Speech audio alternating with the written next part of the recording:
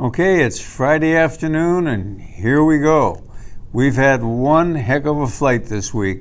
Bouncy, up and down, all over the place, mostly down. When we look at the low this week of the Dow Jones average versus the high of the Dow Jones average, we hit about 2,500 points lower.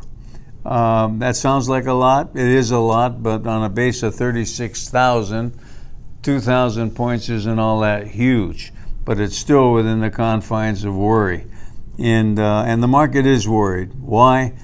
I've got a list of items here. I just kind of jotted to myself to show you all the things that are affecting the market. But basically, we're coming to the end of the year. We're coming to the end of the legislative agenda. We're coming to the end of the money in the Treasury, and it's all happening at once, and we can't tell as investors whether the dividends that we earn on a stock are going to be taxed at 20 or 40%.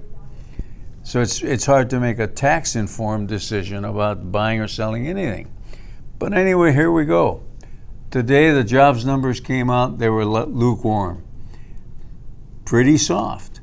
They were up slightly, but for this time of the year, you expect a lot of retail jobs, and they weren't there. You know, it's almost Christmas, and that's a big time for retail workers. Omicron, the variant that's out there, is now in 9 states.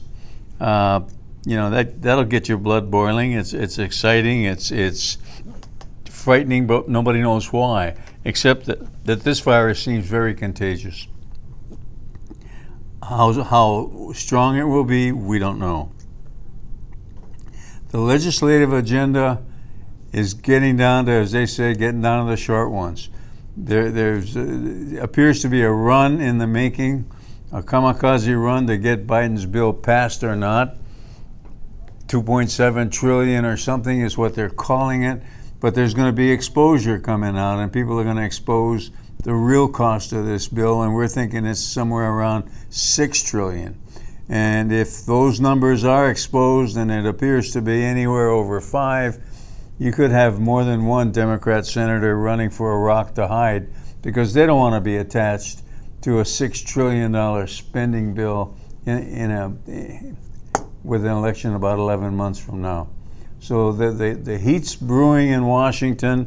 And in the meanwhile, Janet Yellen is jumping up and down saying, give me some money, because the U.S.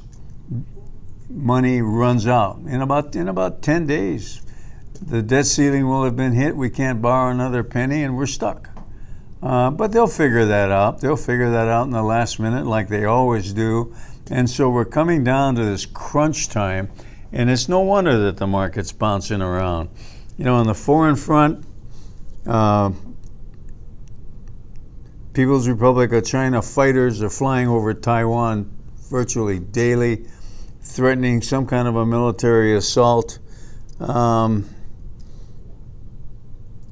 Ukraine tells us that there are 94,000 Russian soldiers lined up on its border ready to attack.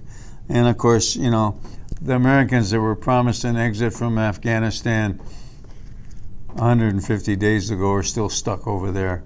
I don't know what they're doing or how they're hiding, but apparently that's still going on.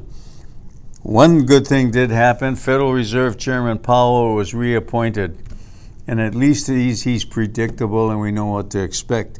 But Powell is sitting in a very difficult spot. He has to do a high wire act here.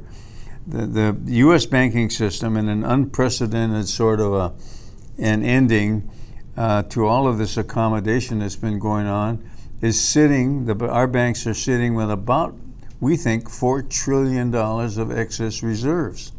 This is money. This is $4 trillion that bankers would loan out into the economy that would get deposited in other banks and multiply.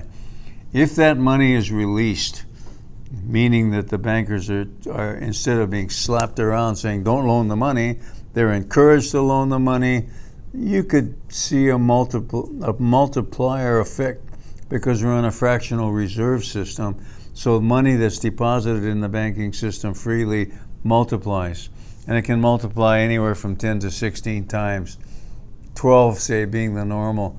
So if we've got 4 trillion, 12 times that, that's $48 trillion. It's a lot of money to be kicking around. If they release that, we're apt to have Banana Republic inflation. But they're not releasing it, it's in the bank. On the other hand, if they just take it and pull it out and destroy the cash and leave bonds in its place, you could have too much of a distortion and you could end up in a deflationary spiral.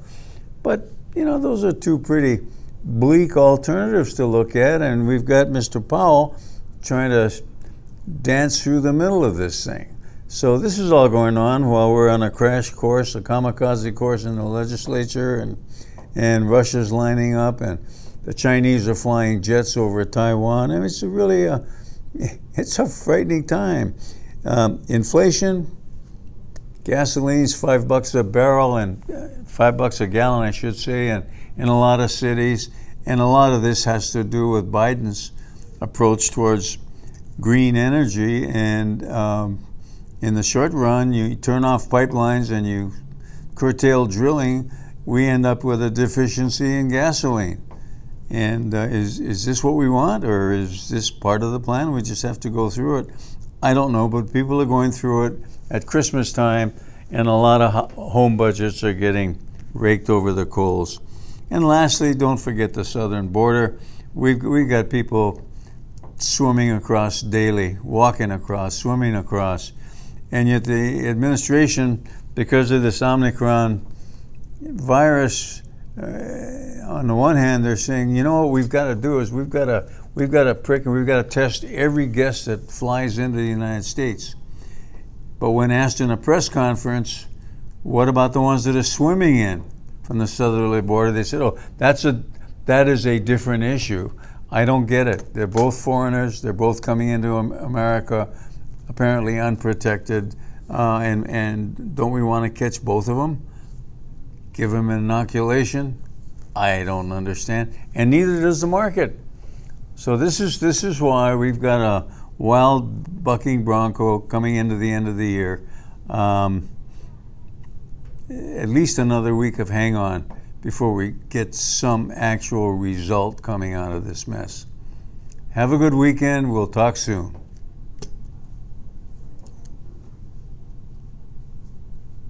Did you like that better? I didn't.